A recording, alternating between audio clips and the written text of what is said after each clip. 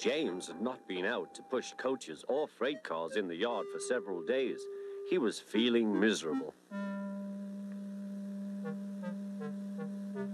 Oh dear, he thought, I wonder how long I shall have to stay in the shed. Will anyone see my red coat again? Why did I go so fast that I made a hole in one of my coaches that had to be mended with, of all things, a passenger's bootlace?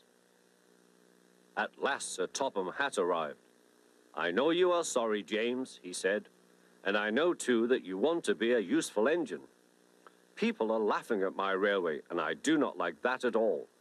I will try hard to do my best, said James. That's a good engine. There's nothing like determination. I want you to pull some freight cars for me. James was delighted and puffed away.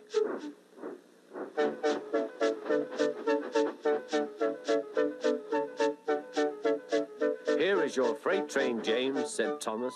Have you got some bootlaces ready? And he ran off laughing. Oh, said the freight cars. We want a proper engine, not a red monster. James took no notice and started as soon as the conductor was ready. Come along, he puffed. We won't, screamed the freight cars. But James didn't care, and he pulled the screeching cars sternly out of the station.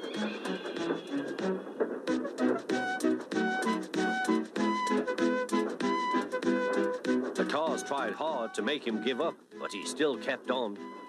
Sometimes their brakes would slip on, and sometimes their axles would run hot, and each time the trouble had to be put right. And each time James would start again, determined not to let them beat him.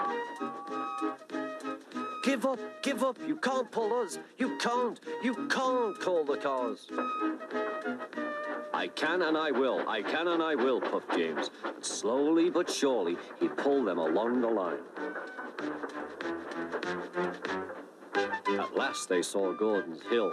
Look out for trouble, James, warned his driver. We'll go fast and get them up before they know it. Don't let them stop you. So James went faster, and soon they were halfway up. I'm doing it, he panted. Will the top never come? Then, with a sudden jerk, it all came easier. I've done it, he puffed. Hooray! It's easy now. But his driver shut off steam. They've done it again. We've left our tail behind. Look, the last cars were running backwards down the hill. The coupling had snapped, but the conductor stopped the cars and got out to warn approaching engines. That's why it was easy, said James, as he backed the other cars carefully down. What silly things freight cars are. There might have been an accident. Shall I help you, James? Called Edward. No, thank you, answered James. I'll pull them myself. Good. Don't let them beat you. You're doing well, whistled Edward, as James slowly struggled up the hill.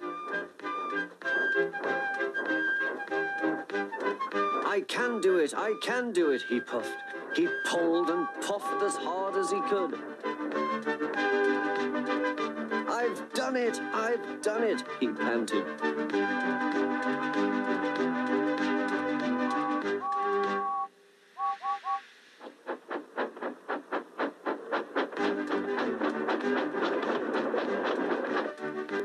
They reached their station safely, and James was resting in the yard when Edward pulled up. Beep, beep, he whistled. Then James saw Sir Topham Hatt. Oh dear, what will he say, he asked himself. But Sir Topham Hatt was smiling. I was in Edward's train and I saw everything, he said. You've made the most troublesome train on the line behave.